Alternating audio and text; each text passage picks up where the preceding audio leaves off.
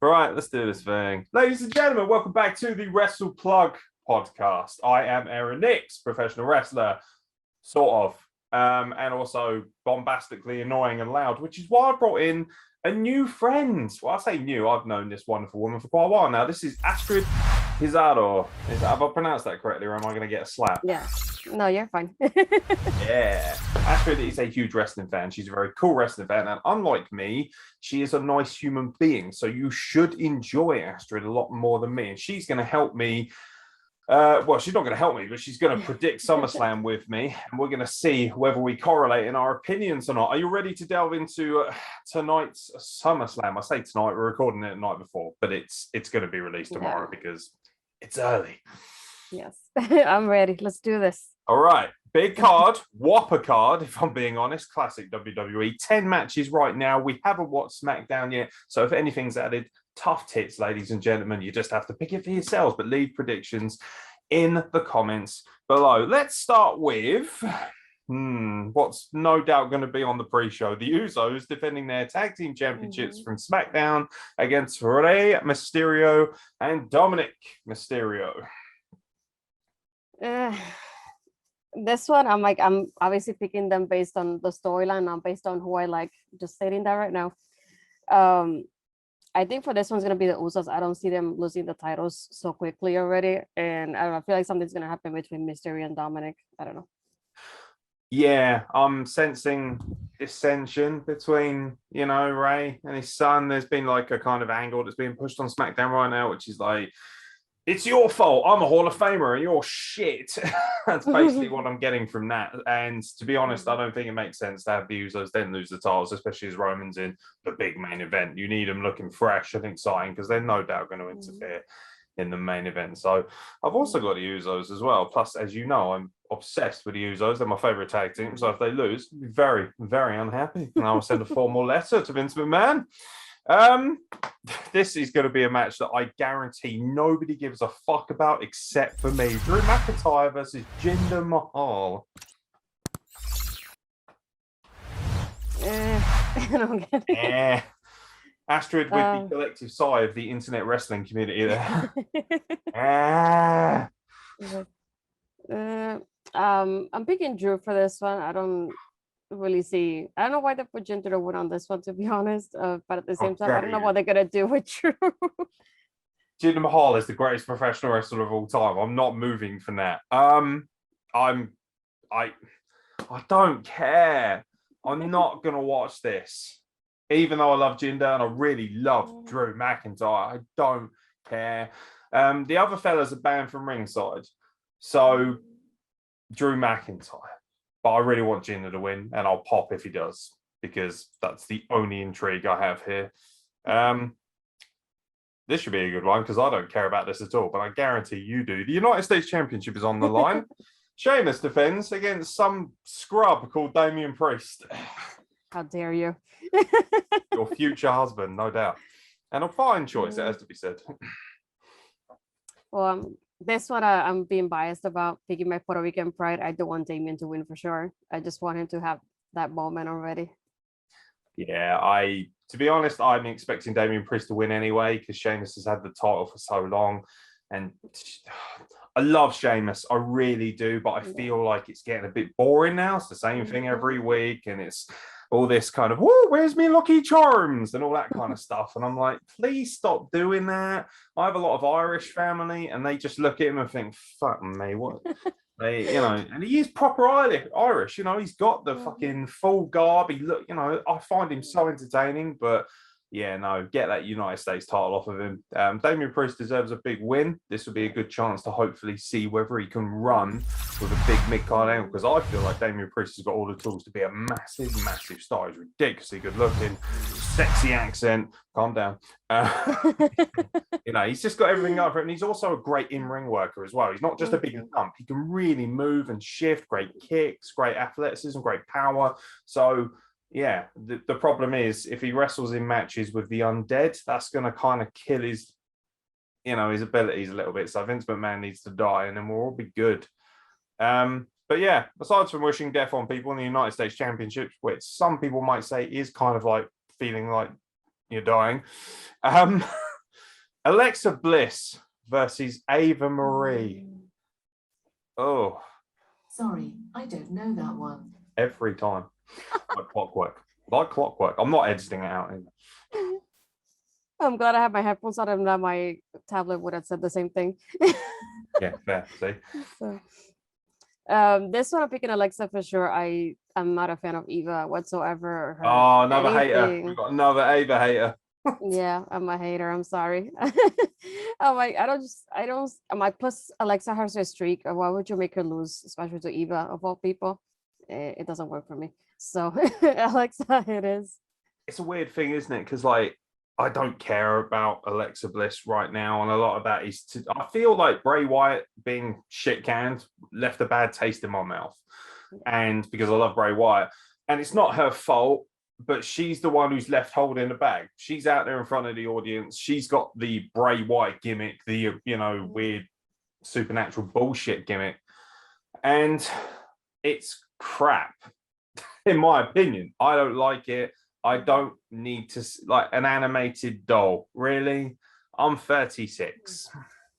I have no interest in watching animated dolls. And most people my age who do have interest in animated dolls, I can assure you they come from Asia and they have nothing to do with wrestling. Awkward. And I don't want to name any names, but I reckon Carl Wilkinson might fit into that bracket very nicely. Hey, buddy. So I'm going to say, just for shits and giggles, because what's the point of having it otherwise? Ava Marie.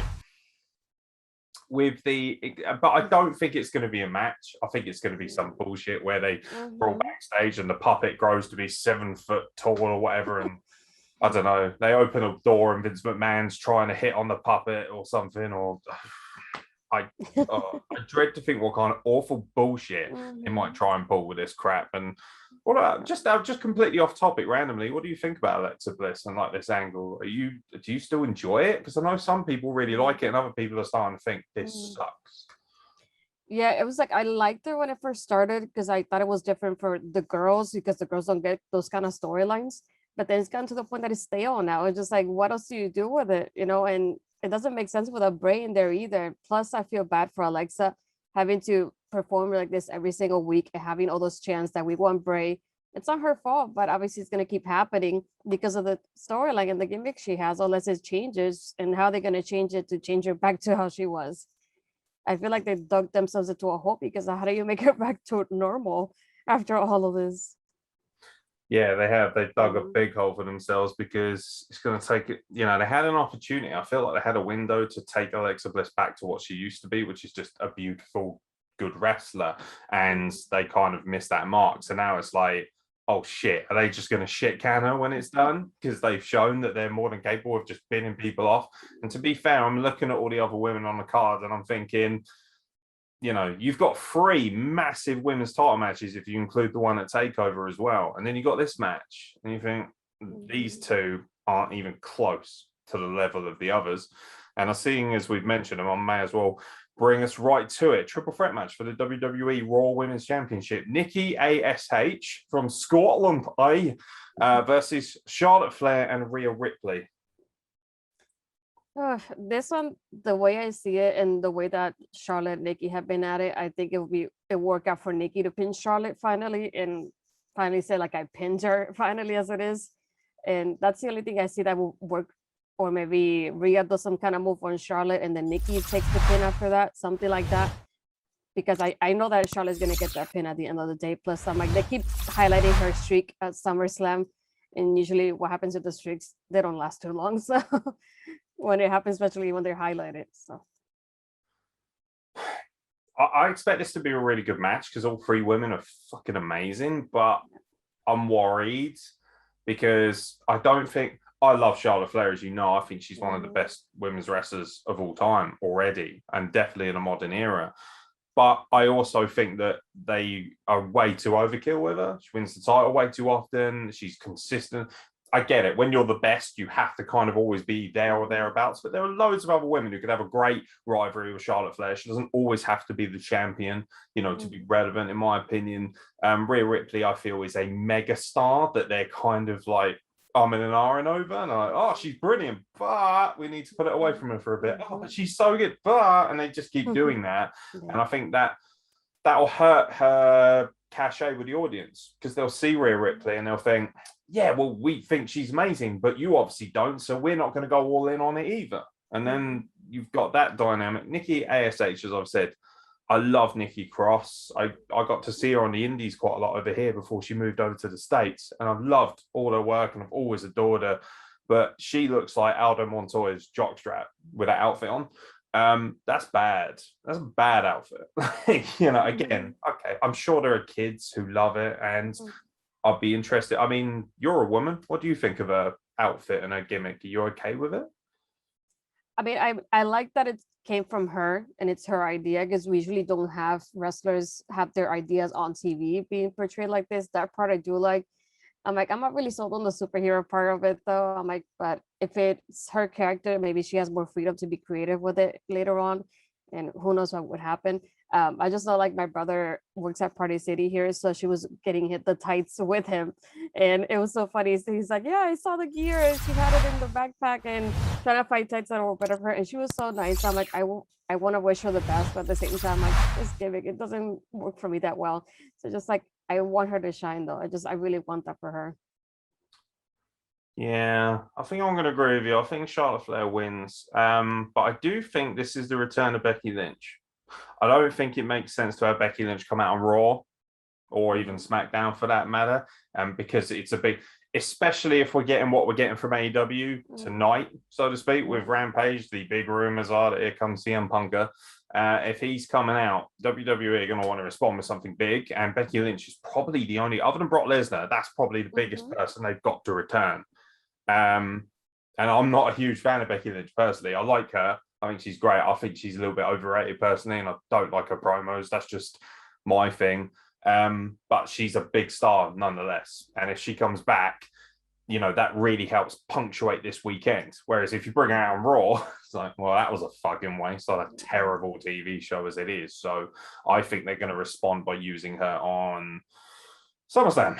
So yeah, I'm going to go with Becky Lynch to come out maybe after Charlotte Flair has won, and then just beat the crap out of her, and that'll give the crowd a bit more of a feel-good moment.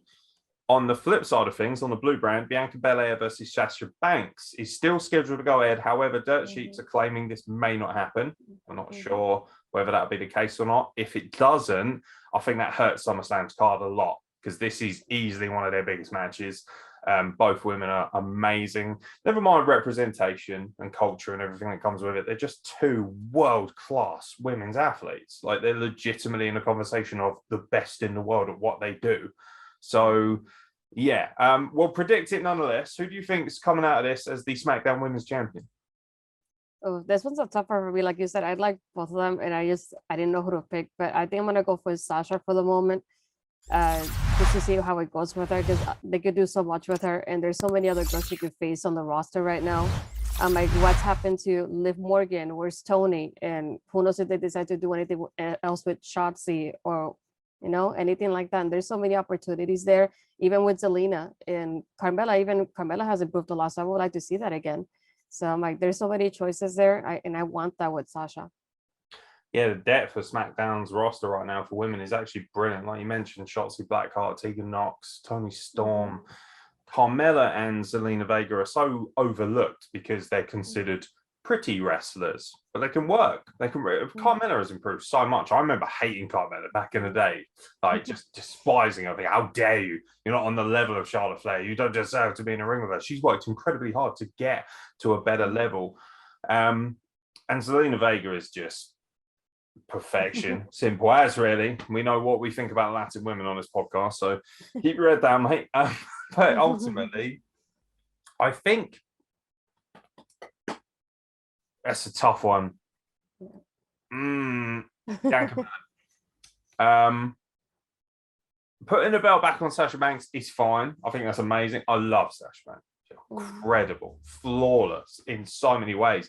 I actually think she's the best women's wrestler. When she's on top form, I don't think anyone else is as good as her in this company. Other than possibly maybe a couple of the NXT women. That's obviously debatable, but I worry about Bianca Belair. If she loses the belt, then what does she do? She go on a rivalry with, I don't know, Liv Morgan. You know, Liv Morgan as well. Amazing. Really underutilized. It's more a case of I'm picking her because I feel like it'll benefit her a lot more. I don't think Sasha Banks really needs to be champion right now to be spectacular. But the benefit of SmackDown is, like you say, that depth. So you can't really complain too much. The match that I'm actually most looking forward to is Edge versus Seth Rollins. This is my favorite match because the man crush is in full effect. Edge is well hot. Really, really attractive. He's at least my type anyway. If I'm going to turn, it's for the Edge Meister. Who wins out of the somewhat indie classic darling matchup that is Edge versus Seth Rollins? You know, as much as I want to pick Rollins, I have to go with Edge on this one because he's returned and he hasn't won any other matches. And I'm like, he needs that win. But at the same time, if he does win, what will happen after that? Does he go on until, you know, whatever? Because at least Rollins is going to be on TV. But Rollins can pick himself up if he loses, though, on a weekly basis. But I'm like, I really want Edge to win, but I wouldn't mind either one of them, to be honest. Sorry, I just looked down and it was like a big old spider by my foot. I was like, fuck off. I was like, this happens every time I record now. Spiders seem to just arrive. It's very, very strange. I'm going to pick Seth Rollins. I think Seth Rollins wins. I'm hearing that Seth Rollins might be the next contender for Roman Reigns. You know me, I'm not big on dirt sheets. I don't, because it ruins a lot of, you know, the stuff.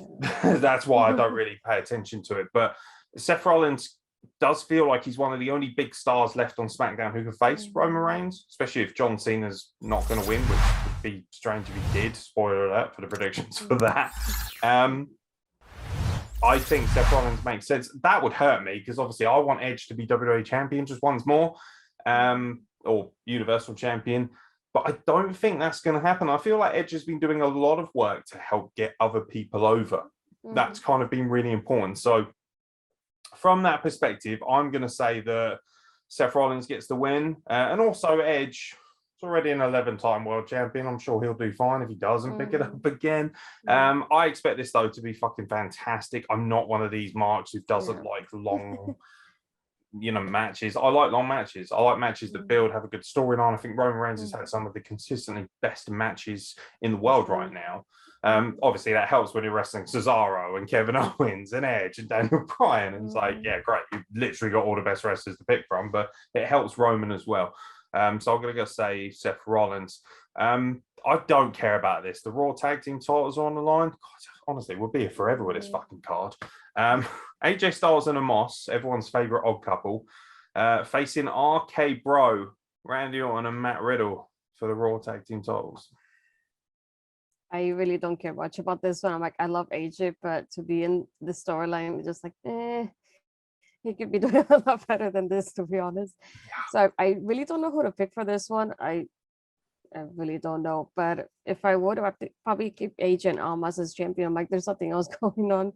And the way RK Bro keeps going on, I'm like, do we really want them as champions? I don't know.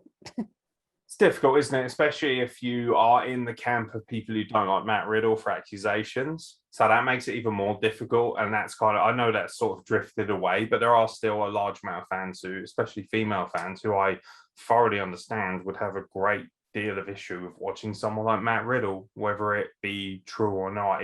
That stink stays around for people. But purely from a storyline perspective, I actually think RK Bro are going to win. I think this is where we get the big RKO moment. You know, Randy Orton every year does a big RKO, and he's going to do it to Omos. And I don't think Omos will lose the match. I think AJ Styles will, which is a shame. Again, he's another guy. I've said this on our 3-minute reviews. I feel like AJ Styles has lost so many matches this year. And he's just become like funny jobber guy almost. It's like, haha, he's the little bitch who dies while Omos looks really hard. And it's quite sweet that Omos always carries him off on his shoulder. You know, we all want that kind of bromance. But yeah, I feel like their tag team title run has been a bit shit. Yeah. I feel like it's been really flat, really boring. I don't think the SmackDown tag team titles feel great. The only reason they feel more legit is because you at least have two what seem like very capable tag teams. Like the Usos are one of the all-time great tag teams, and the Mysterios, whether you consider them a tag team or not, they're still family, so they work in that aspect. This is two teams of single guys, and as you know, you've listened to the podcast long enough to know I hate singles guys as tag teams. I think it's really shitty. I think it devalues tag team wrestling. But I think RK Bro win the tag team titles. What have we got left on this? Oh yeah, of course, just the matter of two whopping great title matches. WWE title. Bobby Lashley defends against Goldberg. Oh. Ew. You a fan of Goldberg at all? Are you in the camp of? Are you in the very, very small camp of people who don't mind Bill Goldberg? I don't want him winning, to be honest. If he does win, I wouldn't mind if Biggie cashes in on him. That would be the only way I'll be like okay with him winning. But This aside is what from I that, hear the story might be. Yeah. yeah, if it doesn't, I don't know. I'm not excited if he wins, to be honest. So it's either Bobby retains or Biggie cash in. I don't have any other option from that. Yeah.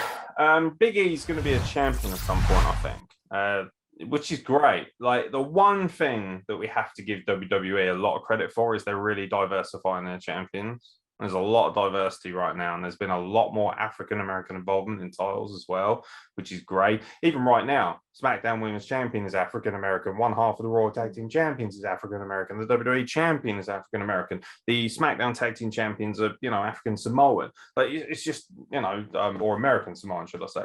It's just a lot of diversity, which I really appreciate. Damian Priest, I mean, you couldn't really, I don't know, do you classify Sheamus as diversified? Because he's Irish, but... I mean, Damian Priest will have it by the end of this weekend. I can almost guarantee that. So that's another thing. Latin champions always do so well. I just feel like Latin wrestling in general has been awesome. You know me, I love Lucha Libre more than most of the arts of wrestling. But I think Bobby Lashley retains. I don't think it makes any sense to put it on Goldberg unless, if Goldberg wins, I'm expecting Big E to immediately catch it. So it's good from that perspective. If Bobby Lashley wins, cool. Like, whatever. They are having a draft, aren't they, soon? And I think that's when Big E will get the call up to Raw. It'll be shifted over, maybe put back with a New Day, or maybe they're just going to load up the SmackDown Tag Team division. It'd be really sad if they switch sides again, because I feel like they are good as a trio, and they don't have to always hang around as a trio to be successful. There's nothing to say that they can't all be on the same show, but do their own things. Or, have Xavier Woods and Kofi as the tag team that's going on there. So, yeah, I think Bobby Lashley retains. Either way, I'm expecting Big E shenanigans at some point, either on the night or maybe later. Depends, because they might have, if you got Becky Lynch coming back and you've got that huge main event we're about to talk about, maybe you don't really need to throw in a cash in as well. Maybe you don't want to blow it all too quickly. Because you got to think, if AEW is bringing in the heavy hitters that they are over the next couple of months, they're going to have a lot of content, and you need to have moments that can kind of work against that competition for that. The main event, I assume this will close the show. If it doesn't, then something very strange has happened in this world. John Cena challenges for Roman Reigns' Universal Championship. I don't see Roman losing, because I feel like it doesn't make sense for his gimmick for him to lose. And then if Cena does win, what's he gonna do after this? He's probably have to film another movie soon anyway. So what's the point of staying, to be honest? Yeah. And I think it's just kind of like a passing of the torch sort of match. It's just like, this is your WWE now. Like, I'm basically done with this. So it would be nice to see that. And I want Roman to win, to be honest. Yeah, I do. The whole idea of the storyline has been predicated on the fact that John Cena has come back to save us. The irony of it is really hilarious, because I've wanted him to fuck off with his lime green shit for the last 15 years. I'm not a Cena fan. I appreciate Cena's work rate. I don't think he's terrible. I think he's reasonably good on the mic. But come on, look at Roman Reigns, right? And then look at John Cena. Roman Reigns is beautiful. Like, he's chiseled and he's sexy and he's manly and he's got a lovely. Also, he's got a beard. Like, I'm sorry, but beards are just better than a clean chin. They always are. Look at Jason Momoa, for example, and that's basically what Roman Reigns is. He's Gypsy Momoa. In so many ways. And then you look at John Cena, who is a man in his 40s wearing jean shorts and a lime green t-shirt and sweatbands. And that is, frankly, very, very, very gay. And not good gay either. I'm not talking like very cool, sexually liberated gay. I'm talking just like, dude, like even gay people are like, oh God, he's got terrible fashion sense. Like, one of my best friends is gay. And he constantly says to me, yo, that guy's really gay. That tells you everything you need to know about John Cena's current gimmick. And also, Suicide Squad, like you say, he's not winning. This is, like you say, solely to put over Roman Reigns' title reign. You've got to say, when it's all said and done, Roman Reigns would have had one of the most impressive title reigns in the history of wrestling. He would have beaten Kevin Owens, Daniel Bryan, Edge, Cesaro. He would have beaten John Cena, which is the big marquee name, you know. And this is a guy who's already beaten guys like the Undertaker. He's gone toe to toe with Brock Lesnar, although he always seems to get his fucking head filled in whenever he faces Brock. And that for me seems like the next big thing. I feel like we're going all the way in the next year, WrestleMania, and Brock Lesnar comes back and he's like, what the fuck, Paul? You slag. And then he just beats the shit out of Roman Reigns again at WrestleMania. And Vince has the biggest power wank you've ever imagined backstage, watching it all unfold as we all kind of cry a tear of joy. Because let's be honest, a lot of people are going to pop at that point for Brock Lesnar coming back and dethroning him, I think. Yeah, Roman Reigns to retain. What do you think about SummerSlam? Are you excited for it as a pay-per-view? Yeah, overall, I like all the matches, and I'm interested in probably most of them. So I'm like really excited to see what happens. I'm like, it's one of my favorite pay-per-views. I like putting in the living room with my brother and just screaming whenever somebody comes out, whenever something happens, as special, and having those moments that we won't forget. So it's one of those pay-per-views that I always look forward to watching anyway. Yeah, that's the only thing I hate about being a lonely child. I've never had that kind of family thing with wrestling. I've been that lonely, sad kid who stays up when they're 15 and drinks coffee by himself to watch it on TV when he's supposed to be in bed. That's many, many a day spent doing that. But I actually, do you know what I've watched? Because I obviously, as you know, I know so many people in the wrestling business, particularly in the British independent scene where I work with so many people, and they all do podcasts. A lot of the wrestlers do. And they're all saying like, oh, this is a shit card. It's not that good a card. I actually don't agree with that. I think, particularly if the women's matches go ahead, at least the SmackDown side of things, you've got legitimately like 3 or 4 world-beating matches there. You got Reigns versus Cena is huge for a marquee. Both women's title matches are world-class, and every single person involved in those matches is world-class, at least from a working standpoint. Edge versus Seth Rollins is like a dream matchup that you're thinking, I wouldn't have got that 6 or 7 years ago because of Edge's neck. And now we get the opportunity to have more dreams. Edge can come back into this new locker room and fulfill that. And we've got to see Edge and Daniel Bryan, and we've got to see Edge and Roman Reigns, which I thought was incredible. So I think actually there's a lot. The problem is it's 10 matches. So, I mean, what time is it now? It's 1:30 in the morning. We would have only got like one match out of the way tomorrow. Get this. I was just like, please let me go to sleep. Like, you know, trying to stay up and watch 4 or 5 hours that, especially as you've got to take over the next night, which I'm desperate to watch because, as you know, NXT mark through and through. I do worry from that perspective, but there's enough here that I have to watch, and I have to watch it live to see what happens. So yeah. How was your first experience on the Wrestle Plug? As at least video wise, I'm not sure. I swear you've been on audio format, or is this your first time? Yeah, first time altogether. How's your Wrestle Plug cherry being suited you? Because I'll say you mentioned me before, but I haven't been on the audio one, so there's a different thing there. Yeah. But hey, no, if you're wondering who the elusive and beautiful Astrid is, you now know. Like, we've always shown so much love to you, and it's actually wonderful to have you on. You're on another show as well, aren't you? I want to give you the opportunity to plug that right before you go. Yeah, a contributor for Love Wrestling CA. So I've been doing streams there, doing the War Report. So we react to NXT after the show.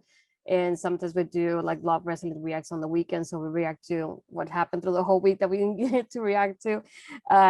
Tonight we have a show for Rampage reacting to that as well. So it just depends on what we have going on. I'm always trying to jump in and speak my mind about wrestling somehow. Awesome. Well, I'll have you on as much as possible if you don't mind, because I've always adored you. I think you're really good at what you do. I'm sure the fans would agree as well. The people who have bothered to stay up and watch this stuff, and let's be honest, they're watching it for you. They ain't watching it for me at this point.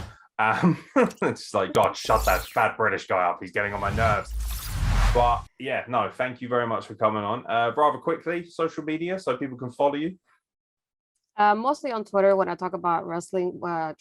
When I'm not on the show, I'm live tweeting because obviously I want to give my reaction on the show.